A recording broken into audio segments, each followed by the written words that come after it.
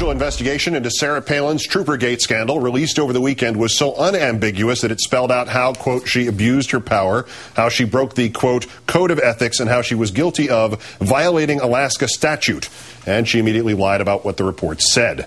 Our third story in the countdown, a fitting triple header. Troopergate, Troopergate Reportgate, and something new, the possibility that the giant new home she claimed her husband and a few contractor buddies built might actually have been improperly constructed by the same people who built the $12 million sports complex Mayor Palin got built in Wasilla, Alaska. Troopergate first. The report states that Governor Palin abused her power by having staffers, as well as her husband, pressure State Commissioner Walt Monaghan, into firing her sister's ex-husband. But she found one passage in the so-called Branch Flower report that gave her cover, and she rode the damn thing for all it was worth. There was no abuse of authority at all in trying to get Officer Wooten fired. In fact, remember, Officer Wooten is still an Alaska State Trooper, which is up to the commissioner and the personnel, top brass in the Department of Public Safety to decide who is worthy of wearing a badge and carrying a gun in the state of Alaska. And if they think that Trooper Wooten is worthy of that, that's their decision. I don't micromanage my commissioners and ask them to hire or fire anyone. And thankfully, the truth was revealed there in that report that showed that there was no unlawful nor unethical activity on my part. He ain't dead, so I couldn't have shot him. The problem, that last part, is a false claim, finding number 1 in the Branch Flower report. For the reason explained in Section 4 of this report, I find that Governor Sarah Palin abused her power by violating Alaska Statute 39.52.110A of the Alaska Executive Branch Ethics Act. Let's turn now to Wayne Barrett, senior editor of The Village Voice. His Sarah Palin story is gracing the cover of the newspaper this week, and in it, those questions about the house and the sports complex. Good to see you, sir. Good to see you. All right, if there's time, we can go over to the Troopergate report. I mean, it's pretty straightforward. She was unethical. Report says so, and she's unethical in saying she's not unethical. I shot the sheriff, but I did not shoot the deputy. Thank you very much.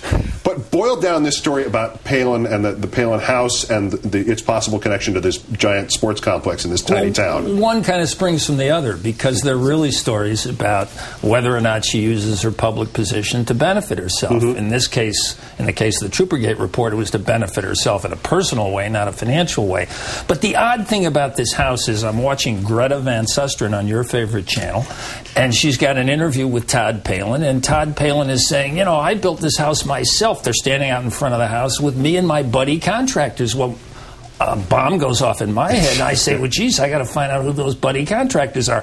Big problem, Keith. She eliminated building permits in the town of Wasilla. There are no building permits required. So you had to figure out first I had to get who all the subcontractors and contractors were on the sports complex, because it all happens with great synergy at the same time, just a mile from each other. The house is built just a mile. Remote corner. If you can find a remote corner of Wasilla, they found the remote corner. So it's geographically in the same place. The decisions are all made at the same time, all in 2002. Isn't it odd that they decided to build their own first home the year that she was running, first time for statewide office? Well, it's completed. The only thing they have to file in Wasilla is a notice of completion. On 8/30/2002, they filed a notice of completion. So that's 2 months before she leaves office. So wouldn't it sound logical then that you're going to build a house even while you're running statewide, while you can still get some favors from the guys who are going to build it? And it turns out that at least I was able to clearly establish one contractor, the big building supply contractor who supplied the building materials for the complex, is the same guy. Spinard is the name. That's the company that supplied the building supplies for her house. I asked others, you just had to dial them up by phone and say, you know, did you do anything? And others said, well, I can't remember if I did or didn't. How would I know? But, you know, so you got to do it by phone without records. But so now, and this Spinard company also now tracks back to Ted Stevens and the Vico house? Yes. They were one of the contractors named in that case as having worked on the Vico house. But now Spinard also is one of the sponsors of Todd Palin's snowmobile race team. And so it's this kind of interlay in a small town between your public life and your private life. But the timing to make this decision to build the house 2 months before she leaves office is certainly suggestive. So you're suggesting, though, that they didn't, what's the term at a construction site for the leftover stuff that walks off? Mungo? They didn't build this out of mungo, just that they found at the sports complex construction?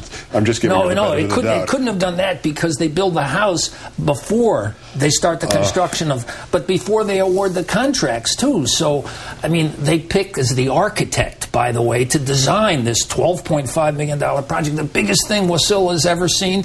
They picked the son of the local GOP party boss, who was her mentor in politics. That's who gets the architectural contract. Small town, small state. Let me ask you one question about the Troopergate report. It said she violated the ethics.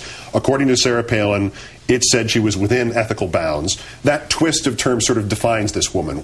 What is she? Well, you know, Keith, the odd thing is, how did she get on the stage in Alaska? Yeah. She pointed the finger at the state party boss for doing an ethical violation very similar to the one that this report has now found her guilty of.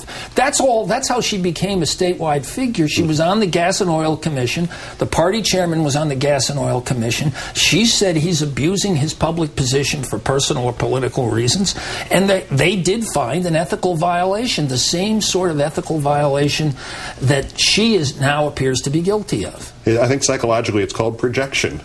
Wayne Barrett with the cover story of the Village Voice on Governor Palin. Thank you for coming in, Wayne. Always a pleasure, sir.